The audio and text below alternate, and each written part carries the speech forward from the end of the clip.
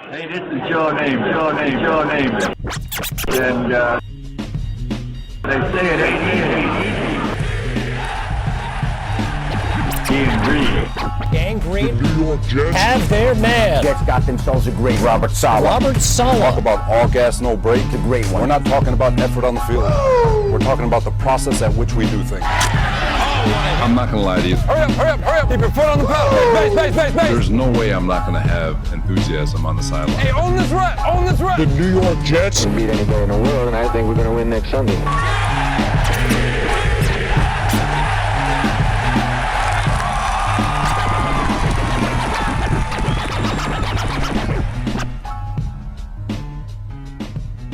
Everybody, and welcome to the latest edition of the A.E.B.G Being Green podcast, broadcasting to you live from beautiful, amazing, picturesque Crystal Lake Studios in Mohegan Lake, New York.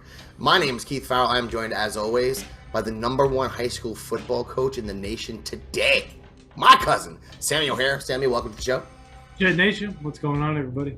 And if you're watching on YouTube, you see him down there on the bottom with the amazing artwork behind him, which he did himself. Because Wookie is multi-talented, renaissance man here. Wookie, don't be shy, Wookie. You can let him know how talented you are. Wookie, it's all good. #1 tight end in the history of Marist Red Fox football, the big Wookie, Nick Kronk. Wookie, what's going on? What is going on, everybody? Good to be here. You notice by his absence right now, no Michael Lagaris today. Mike's doing big things. Mike is not able to get to the show today, guys. He didn't want to commit and have to bail halfway through, okay? He didn't want to do that. He didn't want to bring you guys a half-ass product. All right? And he said not to wait around for him because the next couple days is going to be really busy for Mike. So we're just going to get to it, guys, because we got to talk about Aaron Rodgers and the Green Bay Packers kind of a little bit seeming like they're kind of giving in on some of these Jets demands here. We're going to talk about Odell Beckham meeting with the New York Jets. We're going to talk about Woody Johnson and his opinion on Odell Beckham. And we're also going to get into a little Jamal Adams talk, guys. Got to talk Jamal Adams. Some fun questions posed to Pete Carroll at a press conference. Sammy, you sent me that link. That was hysterical. I ended up going to read the whole article. We'll get into that momentarily, too. And also, we'll talk a little bit of Lamar Jackson. I want to hear what you guys got to say kind of about his most recent Twitter comments, how he's going about his free agency here the past week or two, which has been very interesting. But before we do that, let's talk Aaron Rodgers, guys. You heard the last couple days, all of a sudden, leaking out. You saw Florio go on Pat McAfee's show and saying the Jets and the Packers are getting closer, which as a Jet fan, of course, is what you want to hear. Heard a lot of positive comments coming out of Woody Johnson's mouth as well. It seems like we're trending in the direction, obviously, of Aaron Rodgers becoming a New York Jet. It's just a matter of time now. But the Packers, according to Florio, were asking for the number 13 pick. Now, the Wookie, Sammy, Mike, me, everyone said that seems a little steep at this point for Rodgers, just considering, guys, we don't know if he's going to play after this year. You would think he would, right? I know he likes to be dramatic, but you don't know if he's going to play. So considering that, it's hard to really give that first pick up for someone that might only play here for 1 year for the Jets. And what you heard now is maybe a couple twos, maybe another second next year. What did you guys think when you heard that? Do you think that that is always the realistic? And guys, let me throw this at you. The compensation now that's being talked about is a second this year and a second next year. And then worked into that deal would be a conditional pick for the Jets just in case Rodgers does retire after one season. So with that being said, guys, let me ask you first, Sammy. Do you think that's kind of more in line with what the correct compensation is for Rodgers right now? A couple seconds, one this year, one next year. I know it's steep, it's seconds, but not a first. And then maybe they get something as insurance back from the Packers in that deal as well? Yeah, I mean, I think that's the most realistic scenario. It's like when you go for a job interview and you're like, I want this amount of money. And they're like, we're not going to give you that. We'll give you this. And you're like, well, I had to try, right? Like the Green Bay Packers had to ask for it. They had to try. From what I've seen, a lot of the holdup is that conditional pick that the Jets will get back. So it looks like realistically they want 2 seconds and maybe Corey Davis. And then we'll get back Rodgers and a conditional third. Pending he plays that second year, maybe that turns into a second.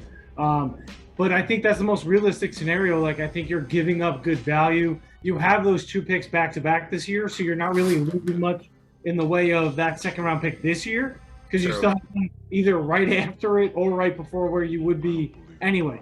So I think that's a really good call, especially on Joe Douglas. I do want to talk about the owners' meeting where they asked the GM of the Packers, and he was like, we want to get this done pre-draft. Everything after the draft changes this whole trade. And Saleh and Joe Douglas are like, we're good. Like, Yeah. let's wait until training camp. He knows the OC. He knows the system. Yeah. He's got his boy Lazard. Yeah. We're good on waiting. And I love that cold negotiating tactic too. So I'm a big fan of like the way that this is playing out. Yeah. It's looking like it's going in the Jets' favor. And I love that Saleh and Douglas are staying strong and being kind of funny about it too. Yeah, no, I love that as well, Sammy. That was a good look by both of them. Let me ask you a question, Wook. Considering the fact that the Packers have publicly already moved on from Aaron Rodgers, which just, if you're trying to negotiate, I mean, you moved on from him. You already went out in public and moved on from him publicly. Don't you think it's kind of silly that they've been trying to be, and according to Mike Fleur, at least kind of unreasonable, not trying to budge on a first-round pick? And I understand, Aaron Rodgers is going to cost the Jets, but when you publicly move on from a quarterback and then try to hold the team up you're trying to trade him to, when it's the only team possible to trade him to, not really the best negotiation spot to be in for the Packers, huh, Wook? No, it's not something that you're not operating from a strength at that point. Obviously, when you let everybody and their mother know that you'd like to move on from Aaron Rodgers. Jordan loves the guy. We want to get him in here. We got a lot of young receiving talent. Blah blah blah blah. It's not a strength of negotiation once that's already out there. Now, I don't blame the Packers for trying to get 13. Yep. Like Sammy said, even though that they already said we're moving on from A.E.B.G. I mean, you still got to be like, all right, I want 13 and whatever else. So I don't blame them for that, but it's just a little odd that you literally, like you said, Keith, you made it known we'd like to move on from Aaron at this point, and now you're trying to play hardball with pretty much the only team that's going to be involved in trying to trade for him. But again, it's just the pomp and circumstance of trading. You set the bar high. We come in with what we think is rational for us. Yeah. We try to meet somewhere in the middle. And like Sammy said, it's probably hung up on the conditional third that you guys are going to get back. And I mean, even if he plays for 1 year and bounces, you got a third. But if he stays longer, hey, that turns into a second, which as a lot of us think in fantasy terms, because we're so deep in the SCFL world of dynasty that seconds come and go. They're still important, but in the NFL, seconds are, depending on where the seconds is, seconds, thirds, and fourths are. You could find legitimate talent in those rounds. So I don't blame them for trying to go for 13, but the Jets are right. We don't have to do shit right now besides sit and wait for you to even come down further, because nobody else is trying to get Aaron Rodgers, and you already told everybody we're looking to move on for him. So I think the Jets are in a good situation. I think it's only a matter of time, and it'll be fun to see once he jumps aboard, because your defense is sick and the offense has a lot of talent as well. And as we've mentioned multiple times on previous podcasts here, if the Jets have a decent starting quarterback for the majority of any season last year, they're going to be markedly better. They're going to be a playoff team. They're going to be a playoff contender perennially. So I think it's a good move. I think it's a good move. I like it, Wook. I like where your head's at. Well, you're coming with the fucking fire right now, which I appreciate. Hey. And you know what else, Wook, is when you talked about that conditional pick, and Sammy mentioned it as well, I'm pretty sure, guys, forgive me right now, I think Florio might have said that, but I know I saw a report. I'm pretty sure that kind of is the hang-up right now. I think they kind of moved on from that first-round pick thought process. The GM of the Packers, I think his name is Guenkeist or something like that. Some type of a guy like sounds like he's from Wisconsin. Is the GM of the Packers right now. And I know that when it comes to these rookies, guys, those picks do mean a lot. I mean, rookies is your first crack at the newest talent entering the league and your opportunity to control them contractually, usually for at least 3 years or 4 years, right, guys, at a really good price. So whether it's second, third round, fourth round, like the Wook said, I mean, that means so much to your team to get those right and to keep those picks. And I think the Jets moving Elijah Moore, which I know some people weren't happy with, I thought maybe they could have got back a little more considering they gave that third up as well. But moving Elijah Moore to put themselves in a spot where, look, if they do trade a second this year, if it's the 42nd or the 43rd, they'll still have a first round and a second round. Maybe they can still take Paris Campbell or our boy from Ohio State, the tackle from Ohio State. And have a beast there and grab another guy in the second round that would help Aaron Rodgers out. So I think the Jets put themselves in a good spot. Things are moving along here with Rodgers, what you want here. Another quarterback that's in the news, guys, and we're going to get into Odell. and the big hug with Salah in the meeting with the Jets guys. We're talking a little smack on Jamal Adams too here before we get out of here. But Lamar Jackson, I really want to hear what you got to say, Sam, because we haven't spoken about this at all. We've spoken about Lamar Jackson, don't get me wrong. I know your opinion on him and how high you are on Lamar Jackson, as you should be. Only 26 years old and as talented as he is. But when it comes to just maybe the last 10 days, the last 2 weeks of his negotiation tactics, I guess you can call them, because he's representing himself along with his mom. Basically, it's reported he was negotiating up until the end of last week with the Ravens, Sammy, and then within a few days goes public saying he wants to trade. I mean, he also went on today, and we'll get to some of his comments today, some of his Twitter comments about him being injury prone and this and that. But just the way he's handling Sammy, it seems like, and we've said this, I don't mean to beat a dead horse, it'd really be valuable to have an agent right now as that buffer to talk to teams, take some of those slings and arrows. When people are talking about you being injury prone, this and that, that's what the agent's there for. And it does seem like Lamar's being a little emotional, jumping on Twitter.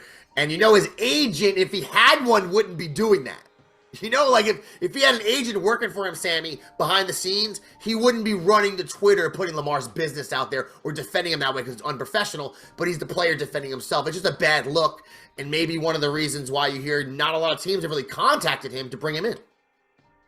Yeah, I mean, it's like the first rule of business, right? You can't be emotionally attached to it, because then you just start dumping money in something that's failing and you can't get out, right? Like this poor guy, I mean, I get what he's trying to do. It's sort of like he's trying to take that basketball model of some of these bigger, talented guys being able to control the personnel decisions, the contract decisions, take like ownership role almost, like as this sort of, like almost like what Dak Prescott did a few years ago with the Cowboys. Right, he's like trying to put himself in that same position, but he doesn't have a team, so he can't put himself there. So he's put the cart before the horse, and he's basically like, "I'm in charge." You're like, you're not on the Ravens. You just demanded a trade. You don't have a team. You're not in charge of anything. I don't know. It's weird because like he's such a talented athlete, and I think at minimum he's got like a solid 4 or 5 years in there where he can operate at like this insane level. But like when you're a team and you're looking at building your franchise, you're looking at putting a leader in that position. Like, is that really, after what you've seen over the past 2 weeks, something that you want to kind of bring into your program and condone? And then you're going to have to give him a certain amount of control because of what he's already sort of paid for himself in his weird agent player universe. So like he's going to demand certain things that I don't know if a lot of teams are going to be able to meet. It's a really interesting. I don't think we've ever seen a free agent player in the NFL do this kind of. Or let me ask Sammy, and let me throw this to you, Wook. Has there ever been? And I'll get back into Lamar and some of his statements in a minute. A guy who's 26 years old, has been as good as he has been, especially the 2019-2020 seasons. They're not available for teams to bring to your squad at this age after just that first contract, and you could bring him to your team. Why do you think it is, Wookie, that you hear that no one's really calling for Lamar, and it looks more and more likely that he might end up playing back for the Ravens on that franchise tag? Well, I think it has a lot to do with owners digging their heels in the sand, saying just because Cleveland did something dumb and guaranteed that much money to a quarterback doesn't mean we have to do that. Now, I'm not saying that that Lamar is not an amazing talent that any team should want on their squad. But at some point, I mean, it comes down to money. We all know the NFL is money. So if owners are like, all right, I would love to be a fly on the wall or be a phone tap on some of these conversations with these owners that talk to Cleveland, like, what do you guys, what did you just do? Like, do you understand the position you're putting the rest of the league in at this point? Because I'm not knocking Lamar for asking for what he's asking. Like, I get that. The bar's been set. The precedent's been set. No off-field issues like with Watson and Cleveland. They still guaranteed him that ridiculous amount of money. Yeah. But it doesn't mean to me that owners automatically have to just bend over and be like, all right, you know what? Yeah. They did something dumb, so now we have to do something dumb. And if Lamar's being a rational person, I get being a fan, being a player. If you're being a rational person, Lamar, that was a dumb move by Cleveland. Okay, they set a bar. Nobody's blaming you or knocking you for trying to get that or more. But at some point, you have to understand that it's probably not going to happen. Yeah. There's not going to be a lot of teams, especially because you had some knee injury last year that by all accounts you probably could have been playing in the playoffs for your team, and you didn't. And now all these tweets come out, and you're not making the case stronger for you at this point, in my opinion. Again, not knocking you for trying to get what you want, what you think you're worth, but and you come out with the same generic line, I got to do what's best for me and my family. Bro, the contract you signed, or the 133 or 200 that you denied or you turned down, your family is going to be good forever, bro. Let's not go there. Yeah. If you would have said, "Hey, look, Yeah, sure. I'm doing what I think that I am worth," I would have been, all right, cool. At least you're honest about it. Yeah. I mean, That NFL is funny. families are good. That is funny when you hear that. Like, I know what the sentiment's supposed to mean. Exactly. Right? But when you say it and you're talking about people that are talking about in the hundreds of millions of dollar range, and you turn down a contract, I think it was 133 was guaranteed. You could have made 200 million total on those contracts over, I think, 3 or 4 years. And you talk about not being able to feed your family. I'm pretty sure you could feed maybe next 25 generations of the Jacksons. Generations of your family. Yeah, exactly. Like, let's come on. Let's just take it down. And you know what, guys? And I'm going to give you an example. So last year he missed 5 regular season games. He missed that playoff game. And we could say whatever we want about the injuries and him not playing. He had some tweets today. What were the tweets, guys? I got them right here. One of the tweets was, and then people being critical of his injury was, "Let's get real. I'd rather have 100% PCL than go out there and play horrible, forcing myself to put my guys in a bad situation. Now that's selfish to me." So I think what he's trying to say is, if I go out there and I'm not 100%, then I'm putting my team in a bad spot. Guys, Lamar Jackson at 50% is better than Tyler Huntley at 100%. So it's a little short-sighted when it comes to that. I know what he's trying to say, but it's just a little silly. It's a little silly, And he talked about the first 12 games of the year. He said, "I don't remember me sitting out week 1 through week 12. How come all of a sudden when I sit out in the playoffs do people act like I could have played?" I mean, he's not helping himself in these scenarios, but I want to give you guys an example. So he misses the last 34 games the Ravens have played. Lamar Jackson only played 24 of them, right? The past 2 seasons, we know they made the playoffs last year. Year before, they didn't make the playoffs. So he hasn't played a playoff game since 2020. Lamar Jackson, guys. And now when they're sitting at the negotiation table with Jackson, and I'm going to give you guys an example, A.E.B.G listeners, Wookie, Sammy, if you're Lamar Jackson and you're sitting at there with the Ravens and they're talking to you, and I did this today, I looked and I brought the stats up, okay? Now, the 2019-2020, when he was that elite best quarterback in the league, guys, he had 62 passing touchdowns those 2 years, only 12 interceptions. QB rating was a 106. He also ran for 2,200 yards, another 14 TDs. So in 2019 and 2020, Lamar had 74 total touchdowns. That's bonkers. Insane money, right? If he's coming off that right now, coming into this negotiation, things might look a little bit different. But 2021-22, guys, those 2 years combined, 33 touchdowns. He had 20 interceptions. The QB rating's an 89. He only ran for the 1,500. Now, I know he didn't play in as many games, don't get me wrong, but only 38 total touchdowns. So when you're negotiating and the Ravens sit down, what they say is, look, the past 2 years you haven't played. Look at the production. Your QB rating was a 106. The past 2 years it's an 89. You had 62 passing touchdowns. The past 2 years you've only had 33. Your interceptions went up from 12 to 20 the past 2 years, but you played less games. And you're Lamar and you're hearing this. As you're sitting there, you're hearing this. Rushing attempts has gone down for Lamar the last couple of years, which is probably good. But the passing yards per game, guys, it was 240 in 2021. It was 186 last year. And then if they say, for instance, Lamar came back at them and said, "Look, guys, I haven't played as much." If you start getting into the quarterbacks in the playoffs, Lamar's only 1-3 in the playoffs, guys. Only 1-3. He's only played in the 4 playoff games. Like I say, hasn't played there in 2 years. If you look, and I'm going to ask you guys a question real quick, a little quiz for the two of you. Let me ask you, if I asked you guys who in the NFL right now you think has the current quarterbacks, guys playing right now, guys, who has the most playoff wins of anybody in the NFL for current quarterbacks, who would you say? What do you think, Wookie? That's a tough one. It's not Lamar Jackson, but I have a point. Right. Current cornerbacks playing in the NFL that have the most postseason wins. That's the question? Yep. Oh God. It's gotta be Patty. Is it? That's what I was gonna think, right? It would have to be. It's a tie between Patrick Mahomes and Aaron Rodgers, who's played 21 seasons. Jesus. Okay. Now, you're looking at Patrick Mahomes, guys, has already played in 14 playoff games. He's 11-3. Aaron Rodgers is 11-10 over those 21. If you guys are wondering, in the NFL right now, number 3, Russell Wilson's 9-7. Joe Burrow, 5-2. Okay, so I have a point here. Now, Lamar Jackson's playoff record right now is 1-3. He's 1-3. If you guys go look, those playoff games, the one versus the Chargers, his first one was an absolute disaster. I think it was 48% completion percentage that game. All right, now his next game he plays versus Tennessee. They lost the game, so it might not matter, but he played really good in that game. Threw for, I think, 365 yards, ran for like $150. But the next 2 games after that, guys, versus Tennessee the following year, in a win, no touchdowns, interception in that game. The following week, they lose to Buffalo 17-3, if you remember. And Jackson just played horrible. So only 4 playoff games for him in his short career.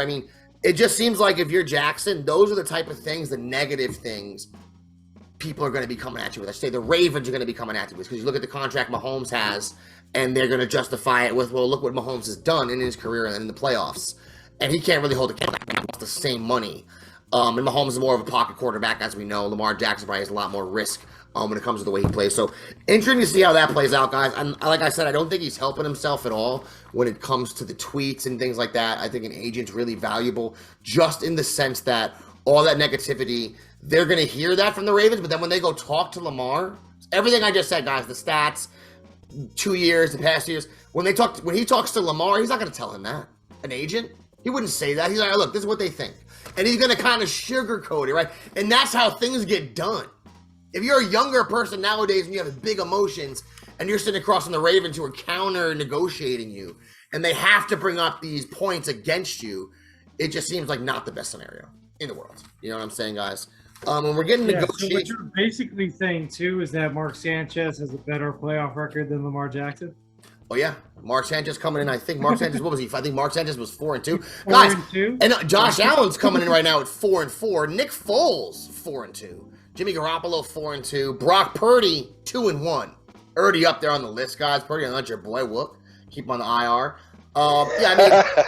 It's hard to get those playoff wins. I know it's difficult. And I'm not saying Lamar can't have tons of success in the future, but I think it's funny. A lot of people have a lot of, and Wookie, you'll appreciate this. A lot of people have a lot of criticism for, say, a quarterback like Kirk Cousins, because of his playoff record. If you look at some of his game logs, he actually played pretty well in mostly all his playoff games.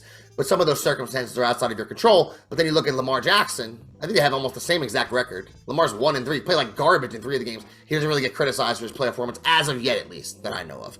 But guys, let's get into someone else. Baltimore has legitimate gripes, and you presented them right there, Keith. That everything you said is facts right there. Yeah, he's been great for 2 seasons, but this is also on his resume. So it makes it a little muddy. It definitely does. Yeah, playoff games, 3 touchdowns, 5 interceptions for Lamar Jackson in his career, guys. And his QB rating in the playoffs is a 68 through 4 games right now. So those are the type of things that they're going to bring up when they talk to him, guys. Let's get into someone else that maybe had a little bit of negativity on the field, off the field. Very up and down, roller coaster of a career. That's Odell Beckham. I know you guys saw him hugging it out with Robert Saleh. I know you guys saw it hugging it out with our boy, the Mountain, Joe Douglas, Woody Johnson with some cornball comments, which we'll get to momentarily. But Odell Beckham to the Jets seems like it's becoming more and more of a reality. I do think, and I wish Mike was here because Mike's the one that brought this up to me, and he's correct. I do think, guys, Corey Davis and his $10 million, when we make this trade with the Packers, considering how the depth at wide receiver for the Packers right now, they have nobody. They're atrocious right now at wide receiver. Corey Davis would probably be their best receiver on their team right now if he's healthy. I don't know if there's any argument about that. But I think Corey Davis goes. His contract goes. I don't think Odell Beckham's going to get $10 million from the Jets, but they do have to clear a little bit of money. But I do think that he's going to be a Jet. At least it seems like that. I know he met with the Ravens today. I'm going to get into Odell and some of his numbers and all that type of stuff. But when it comes to everything going on with the Jets and getting everything in place for Rodgers, I do think we're putting our best foot forward here. Financially, Joe Douglas, Robert Saleh saying all the right things. As you guys see in the press conference, all the right things. The one guy in the mix, though. There's always just the one big nerd. The one big nerd in the room. I don't know if any of you guys have really rich friends. What did I say? Running out of time? 10 minutes. Oh, we got 10 minutes though. Oh, we're gonna be able to finish the show, I think. Hold on. Okay, here we go. Here we go, guys. Ready? Cool. I don't know if any of you guys have really rich friends, and since they don't live in the normal circle of reality like the rest of you, sometimes they make comments and none of you guys get. Woody Johnson, and this might be me, you know, maybe this is me just looking too deep into something, but Mike said the same thing, so I don't feel like I'm too crazy. I think Sammy might agree with me when I'm going to say this. Woody Johnson was quoted as saying, Wookie, you probably didn't hear this, that he's surprised that someone of his caliber on the field and off the field would consider coming to the Jets. That's what he said, Wook. Now, Jet fans, look, you might be like, Keith, who cares, man? Just a billionaire making a stupid comment. But you own the Jets, right? And you make a comment as if the Jets are beneath Odell Beckham, who since 2016, what has he done in the NFL? I'm not saying he can't help the Jets. Of course he can. I think a healthy Odell Beckham can definitely help the team. I'm not being silly. I'm just saying we're not talking to him in free agency coming off those first 3 years when he had 4,000 yards, guys. And I think Wookie threw 25 games where he had the most yards ever. This isn't that Odell Beckham. Right. And yet we have our coach, Wookie, talking about him like he's Jerry Rice. Am I not allowed to feel a little embarrassed by that type of cornball comment? No, of course not. Like, what are you thinking? Like, again, it goes to what you said to open up that whole little segment there. Do any of you have really rich friends? Because a lot of rich people seem to be just in their own world, their own bubble. They're doing rich things. They got yachts and whatnot, which didn't work out for Odell in New York originally. With all those Timberland shirtless photos. Yeah. I don't understand all that, but I mean, you got an opportunity to get this guy. It looks like the meetings went great. He's bro hugging. Yep. Salah, Joe D, everything looks like it's good. And you come out and you're like, you know what? I'm a little shocked that a guy of his level would want to play for us. What the fuck are you talking about? That's like, what You're are you the owner doing? of the team. Yeah, like, I understand trying to be humble at times and be like, okay, it'd be nice if we can get a talent like Odell over to New York. It would be great. But you don't sell the team short and say, I'm surprised a player of his magnitude was considering coming here. That's sloppy. Or say he said that same exact thing, but he said it about Aaron Rodgers. I would still think he's a cornball and it's stupid to make the Jets look bad, just like you just said, Wook, and like I said. But we'd all go, all right, well, yeah, it's Aaron Rodgers, you know. We might get it in that case. But in Odell Beckham's case, I just don't get that comment. Sammy, what do you think about it? It's not like it's like Randy Moss when he went to the Patriots, like later in his career. Exactly. Shit, like Randy Moss is going, or like when T.O. went to the Eagles, and you're like, oh, okay, like Donovan McNabb and T.O. They're gonna That's it's a great example. Really, like compared to those two guys who, towards the later part of their career, went to these like teams and still crushed it at a high level. Like he's not even comparable to guys like that. So to go out and say something, and those are in recent memory from us Jet fans. We remember Randy Moss. We remember that season. Giant fans especially that season, right? So like it's not even close or comparable to say that. And secondly, like in terms of the signing, I agree. I wouldn't be surprised if we get Rodgers and then an hour later Odell Beckham signed. Like I wouldn't be surprised if that's how it works. Where it's that's like, how the dominoes drop. Rodgers and we're like, yo, we got him, and he's like, cool, I'll take $6 million. Like I'm coming. You know, because you can't, like you said, Keith, you can't really justify paying your third best wide receiver $11 million. Yeah. I mean, Garrett Wilson's our number one. Alan Lazard is probably by default. You look at the contract, especially, is our number two, right, guys? We have Hardman there now. If they bring Beckham, that's a fourth receiver. He'll be above Hardman in the rotation. But I agree with everything you said, Sammy and Wook. I think when you look at Odell Beckham's career, those first 3 years were absolutely ridiculous. He made the great catch. He has the 4,000 yards. I mean, I don't think he could have possibly played better. I don't know if you remember this, Wookie, going back to when he wanted out with the Giants and was making all this noise. I said to you on our chat with our friends, he'll probably never have seasons. Because remember, in 2017, he only had 300 yards because he got hurt. And then and that was before they traded him to the Browns. So I said after his first 4 years, going into this first year with Baker Mayfield, he'll probably never have seasons like he just had with Eli. Yep. Like, he doesn't know how good he has. And that's how I viewed it then. That ended up being right because 2017, his last year with the G-Men, only the 300 yards. The next 2 years with the Browns, barely over 1,000. for Odell. 6 touchdowns, 4 touchdowns. In the past years, we know he's had a lot of injuries, guys, and been banged up. One injury with the knee, I know with the Browns, had to do with a really bad surgery there. But he had, 4,000 yards the first 3 seasons of his career, guys, and then 3,300 yards the next 5 seasons. So I want Odell to be on the team, and I think he can help. But let's relax. Woody Johnson acting like you're like Sammy said, like you're getting Terrell Owens back in the day. That is not what the case is. One more thing before we get out of here, guys. Not to really, we don't like to go into negativity on this show. You know how we are. Unless we're talking about the Hill people or we're talking about Josh Allen specifically. We don't really like to be negative on the show. But Jamal Adams, man, I mean, how interesting is it that Pete Carroll had to be asked? Sammy, you sent me a link today. Kudos to Sammy, who found this on ESPN.com. And the article was about, I forget the name of the author. I usually give a shout out. Just Google it up, Jet fans. I apologize.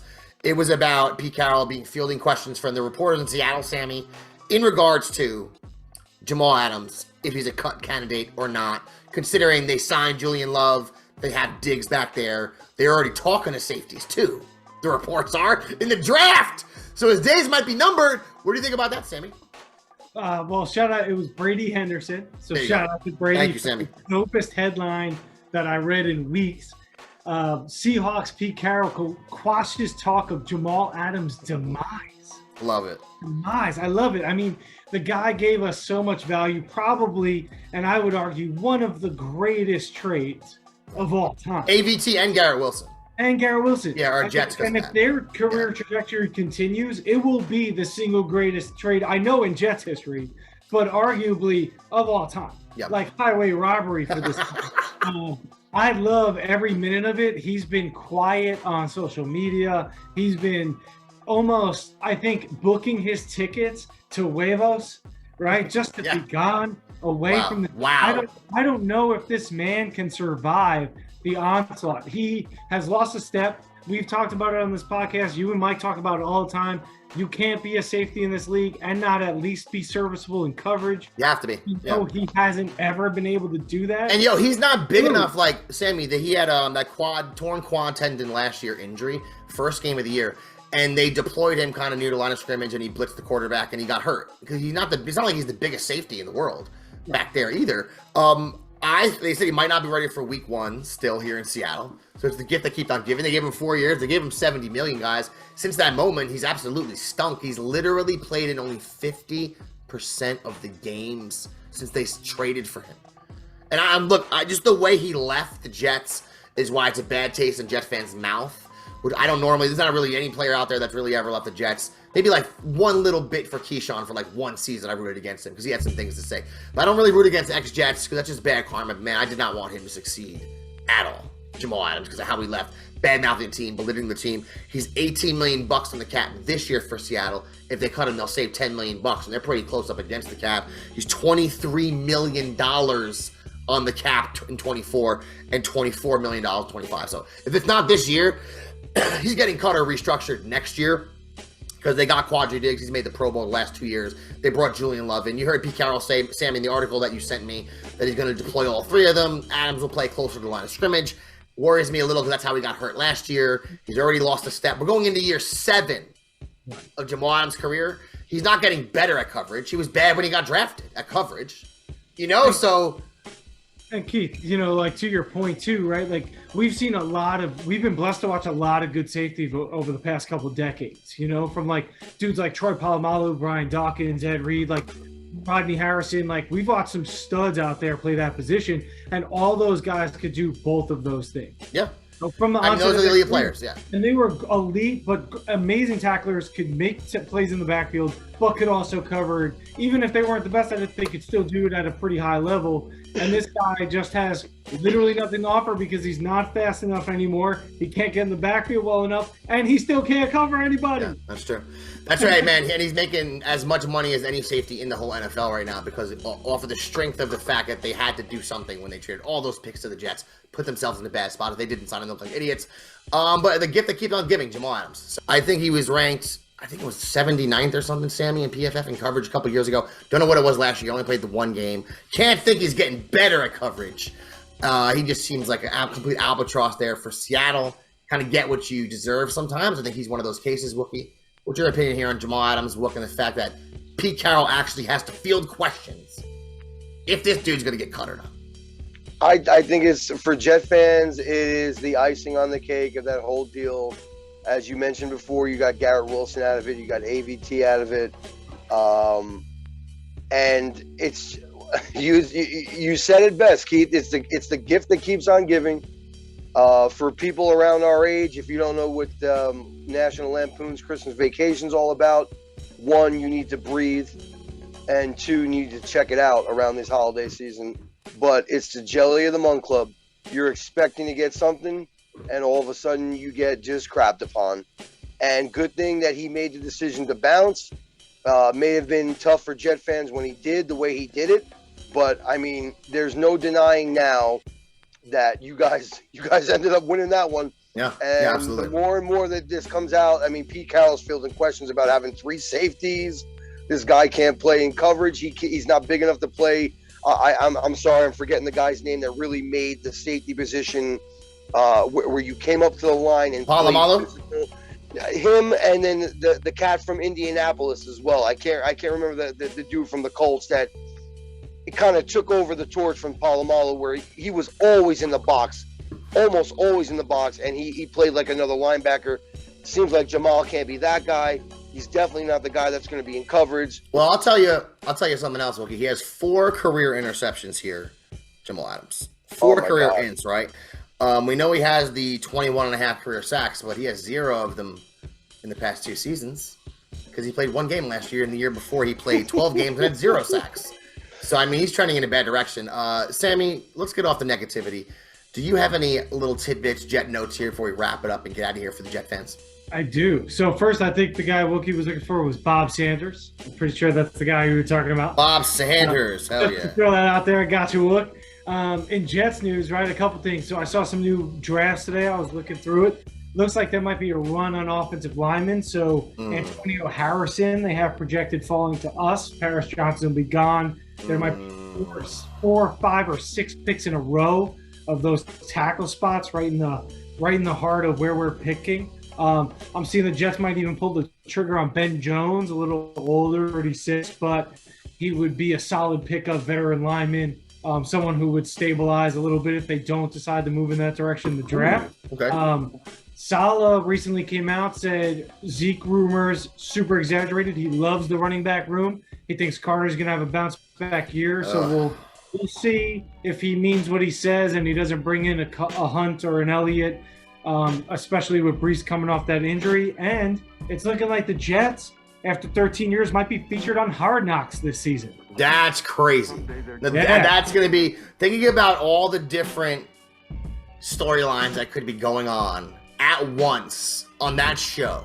The people they could speak to. Robert Saleh obviously has a good personality. But I mean, if Aaron Rodgers is up to it, and you have Rodgers to talk to, and you have Garrett Wilson, just won the Rookie of the Year. You got Sauce Gardner to talk to. You got Big Q. You got Mosley, just old vet. Been in the league. Been doing the work, Mosley. You got Odell Beckham Jr. in the building?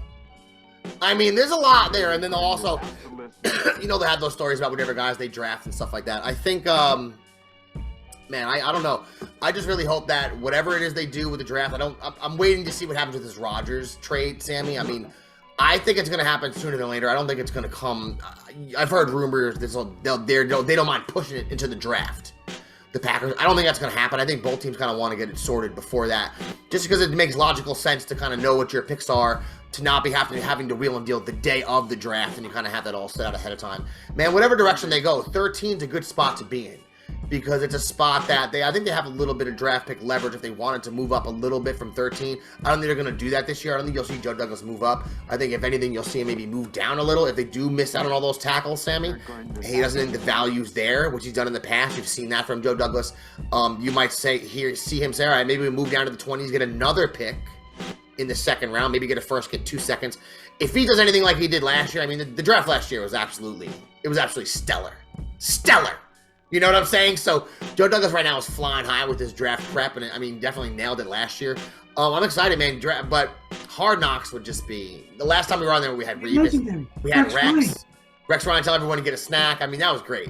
I don't think Saleh will maybe have as many sound bites, But I think Rexy captured the heart of all Jet fans in Hard Knocks last time. Absolutely. I mean, there's no question. Rex just captured the hearts and the minds of the New York nation. I mean, the entire nation of America, I think. And I think this time the storylines kind of write themselves. There's probably even more storylines if Rodgers is the quarterback, which we're assuming he is, guys.